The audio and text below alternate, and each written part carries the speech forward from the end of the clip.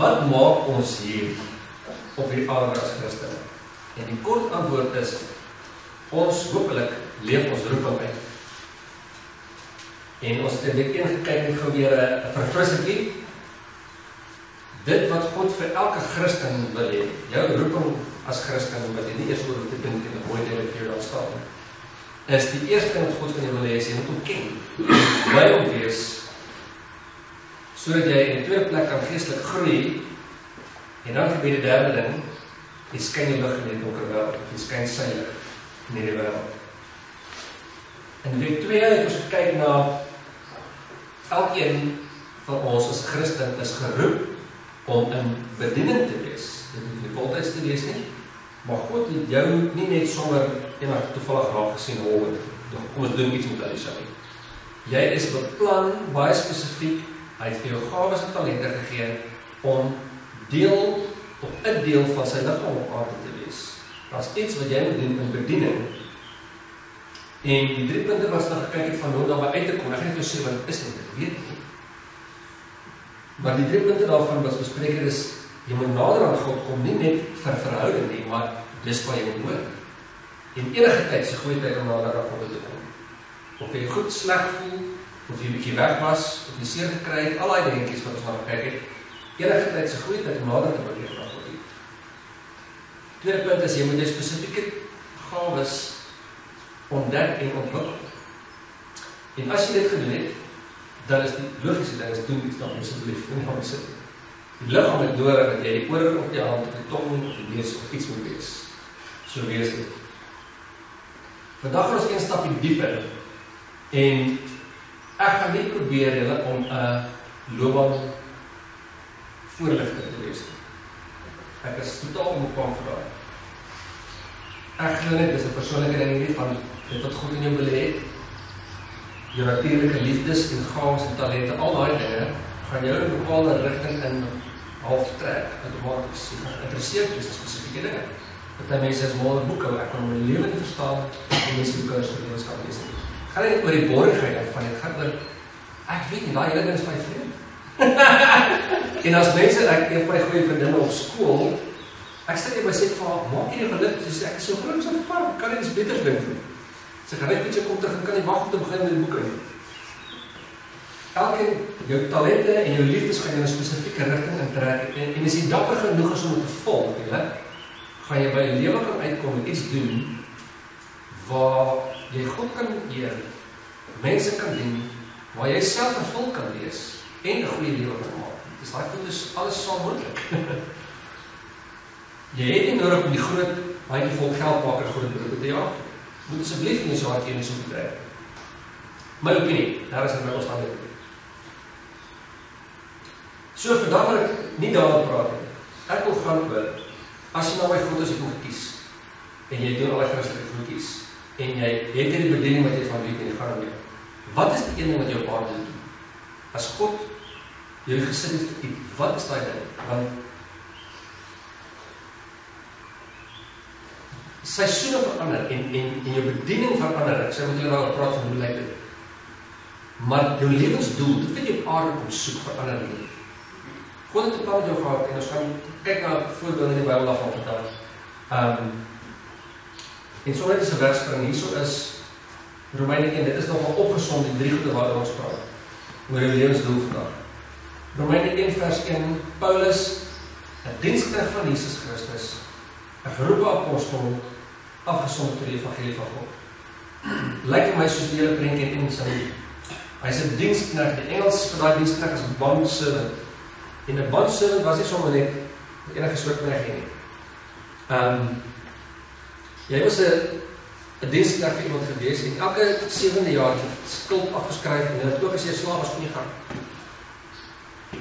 As jy besluit het, hierdie is baie broer die familie. Jy hou van jou baas, ek lief die mense wat jy gekoop het of van wat ook al het. Jy wil eerder by hulle bly. Dan mag jy ook gaan sê ek wil nie loop nie. Dan sê jy goed, dan word jy 'n bondservant en jy bly daar uit eie keuse uit. En die ouer ritueel was hulle veel gaan nie oorgedruk. So ek was 'n bondservant van omtrent 10 jaar. Aan 2 kante.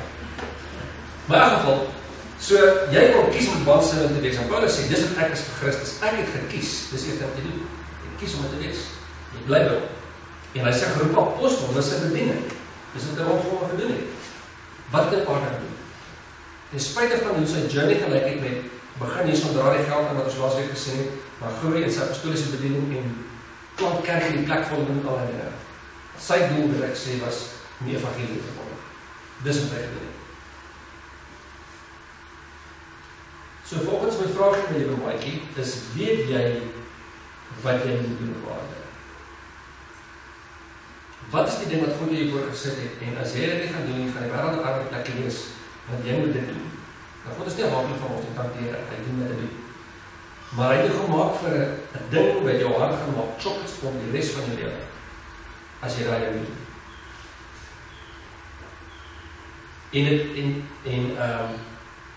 En die seisoene daarvan lyk ek alles tyd. So ons kan ook 'n bietjie na daai kyk van hoe is dit dat hierdie ding is, want nou is jy nog loopbaan boop die storie en as jy bedienings boop die storie. My bediening het baie verander vandat ek goed begin voor ek dink om relatief vroeg te leer ken in my lewe, was 16, en ek het nooit gelos na sy pad, ek is goed gedoen, maar ek het nooit die pad gehol en nog 'n paar so om 2 jaar teruggekom ben. En ek voel baie voorreg daaroor. En wat my bediening was nog die hele tyd het verander en geskuif. Waar jy seker baie bly moet wees. En dit gaan nog steeds anders skuif en aanpas. Ek gaan byvoorbeeld nie altyd so betrokke wees as berading wat so baie wat ons nou is nie. Dit gaan nie gebeur nie. Ek gaan nie elke Sondag wees om te preek nie, en van julle gaan. Ons gaan op ander plekke bedien. Dit verander nie aan wat ons doen op aarde nie. Dit verander aan die bediening en die manier hoe dit lyk in die seisoen waarin dit is. En voordat ons nou maar 'n manier om te kyk van wat ek wil kyk na jou lewensdoel is, daar's 3 punte, en die eerste 2 is net al wat dit nie is nie. En die eerste ding is, jou lewensdoel is nie die posisie wat jy beteken nie. Ons gaan ook 'n bietjie kyk na stukke van Dawid se lewe. En die eerste gedeelte is 1 Samuel 16 vers 10 tot 12, en dit is waar Samuel op soek is na die koning wat hy moet salf, en hy kom by Dawid se familie aan, en dis die storie van dit. So het Isaai dan sy 7 seuns voor Samuel laat verbygaan, maar Samuel het aan Isaai gesê, die Here het hulle nie uitgekies nie. Verder het Samuel aan Isaai gevra, is dit al die seuns? En hy sê, die kleinste is nog oor, en kyk, hy pas skape op. Toe sê Samuel aan Isaai, stuur en laat hom haal, want ons mag nie om die tafel gaan sit voordat hy gekom het, of voordat hy kom nie. Daarop het hy gestuur en hom laat kom, en hy was rooierig, met mooi oogies, en 'n mooi voorkoms, en die Here sê, staan op, salf hom, want dit is hy. Nou dink ek, hoe cool sal dit wees, julle toe jong man, as jy begin van jou lewensstijl wonder, wat wil die Here hê ek doen, en nie kom profeet in, en hy sê, die Here sê, jy moet 'n koning wees, jy gaan oor al die kom van 'n rule, jy gaan 'n man wees, jy gaan in 'n kasteel of in 'n paleis bly, en jy gaan ryk wees. Ek dink dis baie cool.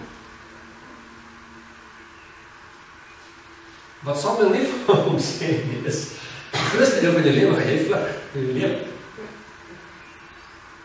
Dis amper soos Josef. Josef hoor van jou familie gaan voor jou buig en al daai goed, vertel groot bek van wat. Hy is nie vertel vooraf van gate en slaaf wees en tronk nie. Hy het nie daai deel vooraf gekry in die drome nie. Maar wat beteken dit? Dit beteken vir my dat ons gaan deur seisoene. En party van die goed is lekker, dit is dit is. Maar Dawid is hierso en dit is ons so duidelik. Dis wat God vir jou wil hê. Jy gaan koning wees. Jy gaan hierdie volk lei wat sy volk is. En voordat Dawid uitkom, is hy weer 'n klop goed. Hy was 'n skaapwagter, hy was 'n musikant vir die koning, hy was 'n militêre dude en hy was 'n koning daar. Jy kan verskillende posisies bekleed, maar nog steeds dieselfde doel hê. Hier is 'n voorbeeld wat ek ook kan dink. Almal van ons wat as jy 'n kind kry, is 'n rol wat jy vervul, dis 'n groot roeping, hè, om ouer te wees. is 'n kolossale rukkel. Maar jy kan besluit dat daai ding jou lewensdoel is. En dis wat jy gaan wees op hierdie aarde. Jy gaan 'n voltydse ouer wees. En daai ding moet gaan lyk prakties. Uitleering daarvan, die bediening daarvan, gaan skryf nie. Want iewers gaan jy die ma wees van ouer wees van 'n klein babatjie en vir baie mense is dit baie hof. Vir my was daai voortrekking periode. Ek is van geen rede dat ek kan normaal 'n klein babatjie soos 'n papgoedjies. As ek kan kry as hulle uitkom en vol botter is. Ons eergister. Sy geboortefoto's weer kyk, dis 'n onse storie.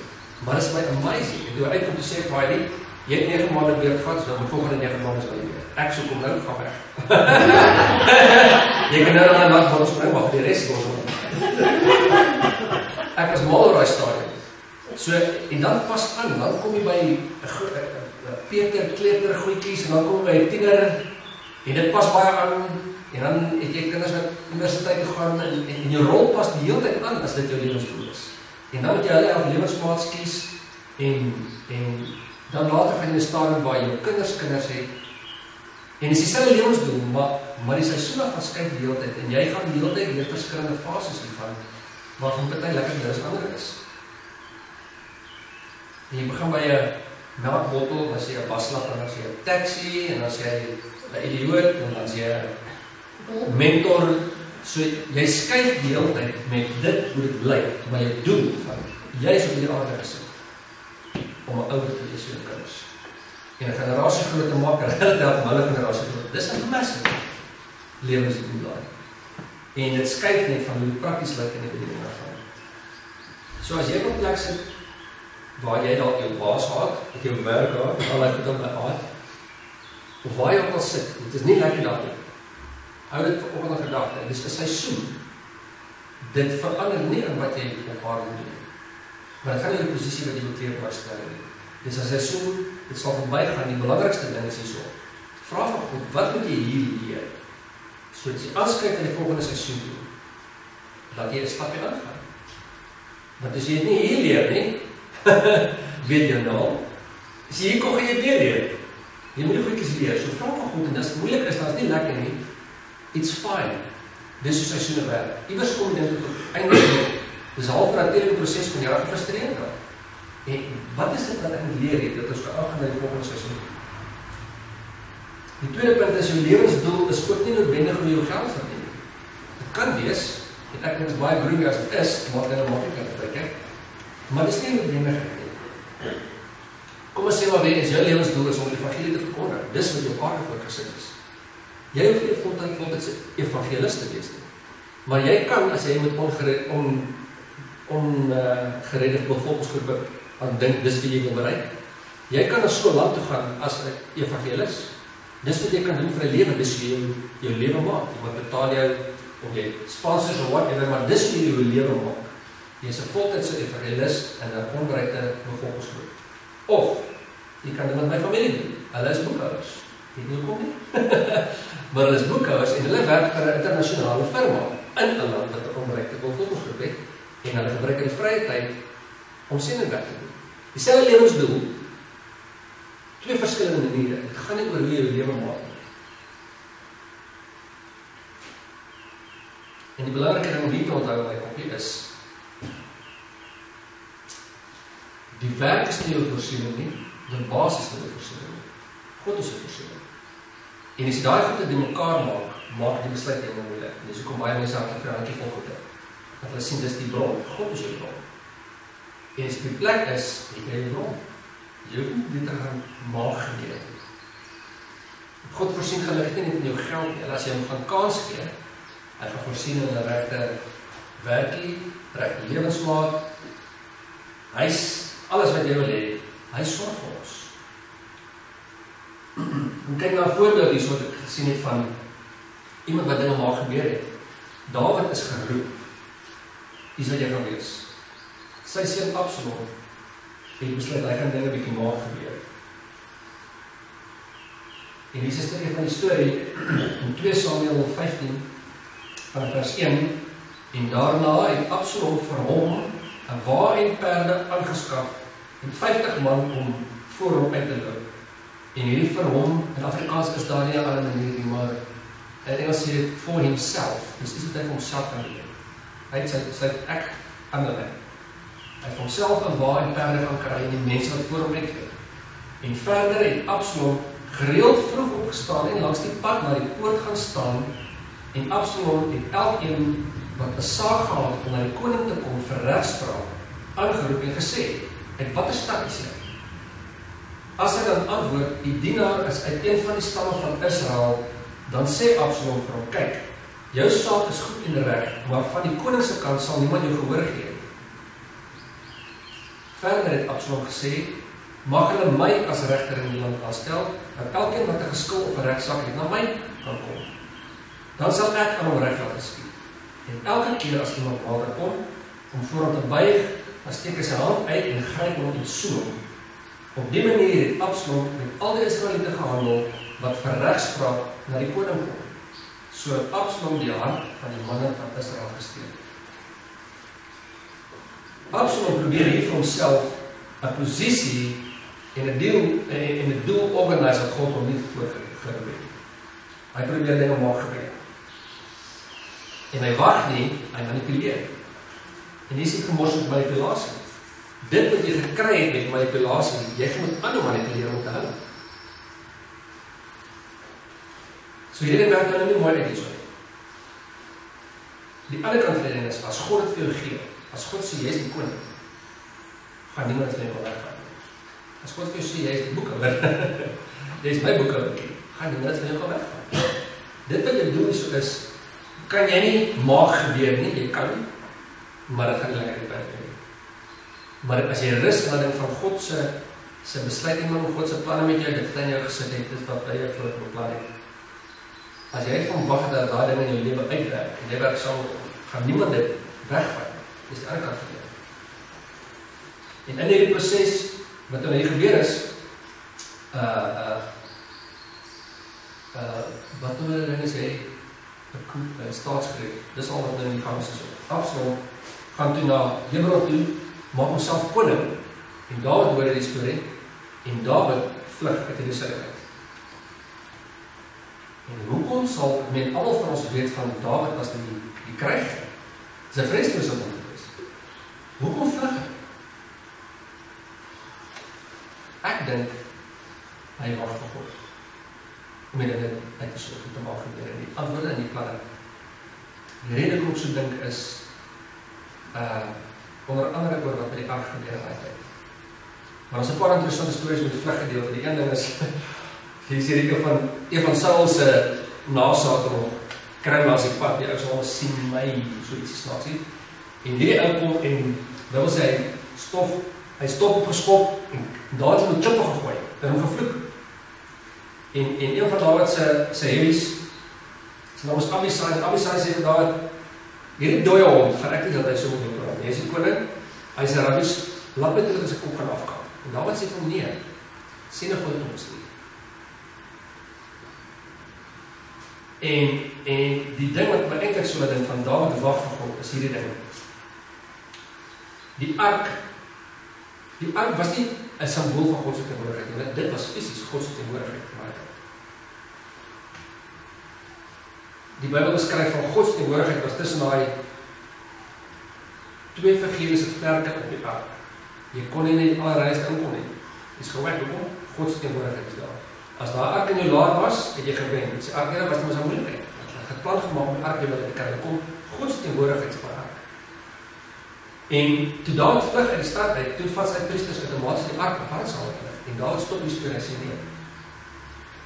En hier's wat gebeur.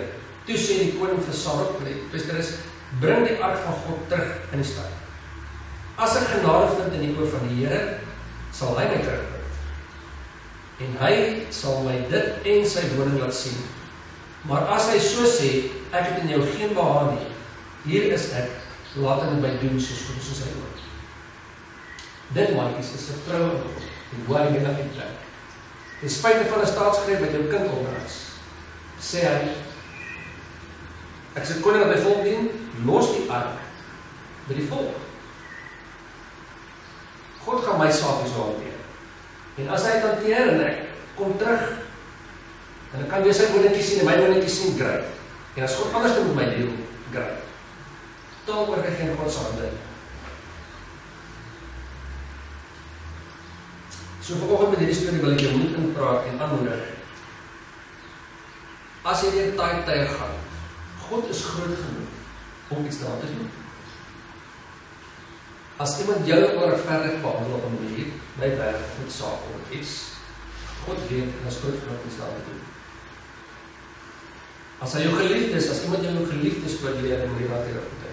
God weet en is groot genoeg om iets daar te doen. God, as jou lewensmaat nie meer 'n maat is, God weet en is groot genoeg om iets daar te doen. En ek probeer nie daarmee sê doen niks meer dat God se waarheid op ons afgeneem. Wat ek wil jou oor aanmoedig is, vertrou God weer om sy planne uit te werk al lyk dit moeilik. Want as hy jou geroep het vir iets, gaan hy dit maak daarso. As 'n taai gaan na so hy geroep het, hy het nie dan te geroep, hy gaan wat uitkom. God het hom gesê jy's die koning. En jou seun kan kom stofskop en homself koning maak. Jy's koning. En hy is net vertrou gehad God gaan aan hom uitwerk. So die enigste, geen persoon kan keer dat jy by jou doel uitkom. Nie baas nie, nie huweliksmaat nie, nie werk nie, niks kan keer dat jy uitkom. Al wat kan keer dat jy by jou doel uitkom, sê self. Jy kan van God sê nee. Gaan nie hierdie doen nie, ek gaan iets anders doen, ek gaan geld maak. Nee, ek gaan nie hierdie doen nie, ek gaan 'n bietjie iets maklikers of moeilikers doen. Want ek dink weer eens, soos die meeste van my antwoorde deesdae, ons glo in God. So hy sê, jy gaan gelukkig wees waar ek jou sit, want ek het nie so spektakulêr nie, gaan jy gelukkigste wees. En ons dink nie so nie, want ons kyk na van die goedjies. En die derde punt is, jou lewensdoel is dit wat jy najaag. En natuurlik soek ons almal God se wil vir ons lewens en ons soek hom. Luister hoe beskryf Handelinge 13 vers 36 Dawid se lewe. En Dawid het ontslaap nadat hy sy eie geslag volgens die raad van God gedien het. Dit klink soos iets wat op grafsteen word daai. Hierdie Cornelius, hy's nou goodbye, hy het sy geslag, sy generasie gedien volgens die raad van God.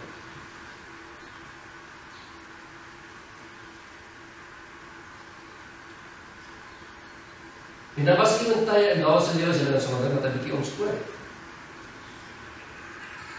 Bietjie, soos hy dit hoor en nou is dit trouens as ek verstaan. En hoekom het dit gebeur? Ek dink een van die redes is net hy opgehou om God se plan te jaag. Jy is die koning, jy weet wat 'n koning doen, en Jesus wat hy by ons skryf om die ding van sy mishap.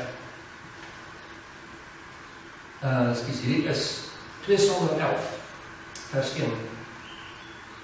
En na verloop van die jaar, teen die tyd dat die konings uittrek, stuur Dawid Joab en sy dienaars saam met hom uit, en die hele Israel. En hulle het die land van die kinders van Ammon verniel en Rabba beleer, terwyl Dawid in Jerusalem gebly het. So in die tyd dat konings uittrek, besluit Dawid, ek wil nie meer hierdie. Ek is nou fancy koning, ek stuur die res, ek bly hierso. Hy jaag nie meer die koning ding meer. Teen die aand toe Dawid op van sy bed opgestaan het en op die dak van sy paleis wandel. Sien hy van die dak af 'n vrou wat besig was om 'n bad te doen. Die vrou was baie mooi. En sy hormone ondersoek. En sy kry so. As hy gedoen het wat die koning doen, het hy nie eers daar die raak gesien in die bad. Maar toe hy om te doen met die konings doen, en hy kijk.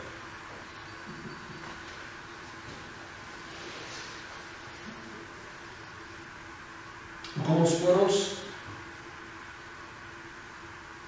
wat ek dink baie keer ons doen wat ons moet doen. As ek ken wat jy doen nie, hy is 'n koning, hy is 'n goeie koning. En iewers raak hierdie storie dat 'n bietjie taai vir ons, of nie meer lekker nie, of whatever nie. En as jy nie besef, hierdie is die einde van 'n seisoen, dit verander nie my lewensdoel. Ek is hier dieselfde job wat my gegee. Maar hierdie ding van hoe dit al prakties lyk, die bediening, kan verander. En as jy nie dit besef is einde van 'n seisoen, dan draai jouself vas hier en raak gemors. Vra van God, Here, wat volgende? Dis nou hierso. Help my asseblief met hierdie dinge uitsort. Waartoe volgende? Hoe lyk dit volgende? Wat is die volgende doele? Wat moet gebeur volgende? Dis wat vir my die storie van Dawid se lewe was. Was daai ding van, Here, wat volgende? Dan sê God vir hom, doen dit so. 5 minute later voel iets vir my, sê, Here, hoe doen ek dit nou? Dis dieselfde ding. Oorlog. Hoe doen ek dit nou? So, hoe doen ek dit nou? Bietjie anders, hoe doen ek dit? Dieselfde. Dit was sy lewe. En toe hy hier kom, raak het nie meer so. So, as jy besig is om te doen wat jy doen, en het raak nie meer lekker daar nie, dis dalk by die einde van die seisoen. Vra vir God, wat moet ek leer? En begin so aan bid vir die volgende dinge, dat jy weet, wat is die volgende doele, wat is goed moet gaan, dit verander nie in jou lewensdoel. Verander aan hoe jy doen. So, jou vervulling leer God. En elke keer as jy vir die slaan midlife crisis, of iets soos dit, kom net weer met God, en hoor wat volgende. Net 'n bietjie van my eie lewe julle, omdat ek hom ken. Toe ek hiermee besig was, toe sien ek so in die prentjie en die patroon van my eie lewe. En ek onthou so dat ek het in beginsel met mense wat in die musiekbedryf is, het ek 'n spectacular job gehad. Ek onthou 'n stuk so dink ek is so voorreg om met die half laat in my lewe, baie laat, ek was in 20 toe begin gitaar speel.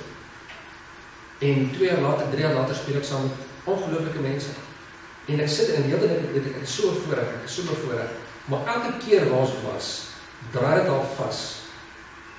En ek dink aan toe ons in theater was. En dan sit ek daar sê, ons gaan nergens heen skap, ek gaan in 'n put sit en speel vir die my lewe. Ja, dit is gemakkelijk, dit is salaris, maar dit gaan nergens heen. En toe ons daar uit, ons begin vryskut werk. En toe begin saam al die lekker mense speel. En toe besluit ons, maar dit is ook al, ons moet reg goed te doen. Anders my eerste groot ding was met PJ Paars, het ek besef, toe ek saam daar begin speel, toe wow, nou is ons daar. En toe val my hele 2 gigs om agter te kom, sy kom daar. Ek gaan daar, ek speel maar saam met daar, en dan is hy in plaas van kruis gekom nou. En toe sê ek kan nie hierdie doen nie. Toe wil ons eie dinge begin doen.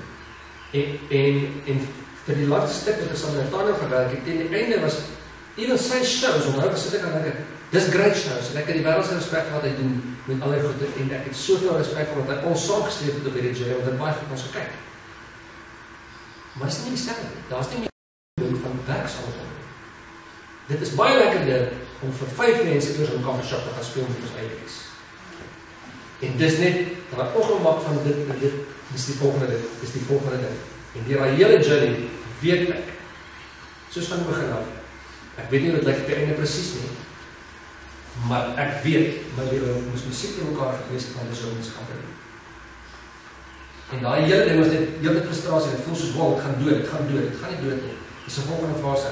En party van die goedjies moes ek 'n paar iets skryf. En ek dink met party van die goedjies toe ons in net in die bedieningskant in die gemeentes waar ons betrokke was ons 2 keer uitgestel in die gemeentes en krachtgoed en dit en die ander en ons moes goed leer en na die volgende ding toe, wat ek nie geleer en dan leer jy weer en dit is alles deel van ons paadjie gewees van skryf deur seisoene en die vraag is deel Here wat volgende en die amazing ding wat hy begin doen dat ek vandag so bly oor is sy het al in 2001 begin doen vir alles wat ons glo God sê ons en om nou daai stuk ding te hê onder ons wat sê ek twyfel nie vrees dat God besig is miskien is dit verkeerd woord beteken nie, dit is verkeerd doen beteken nie. Maar oor die algemeen is die paadjie wat is net so duidelik, daar is so lang tydperk van dieselfde. En dit is ongelooflik om dit te sien. So elkeen van die hele se lewe, dit is spesifiek doen, en ek wens ek kan vir jou sê, soos 'n goeie profeet, dit is dat ons sê, die Here sê dit, gaan dit nie doen. Dit moet jy by God uitsort van, Here, wat is die ding wat ek op aarde soek? In spite van hoe die seisoen lyk van waar dit is, wat is dit wat ek so doen? En as jy nog nie weet en dan jaag God in gebed, sodat jy kan weet wat dit is, en dan vind ek, wat is die eerste seisoen, doel, wat jy wil doen, en jaag daarin met jou laat gaan.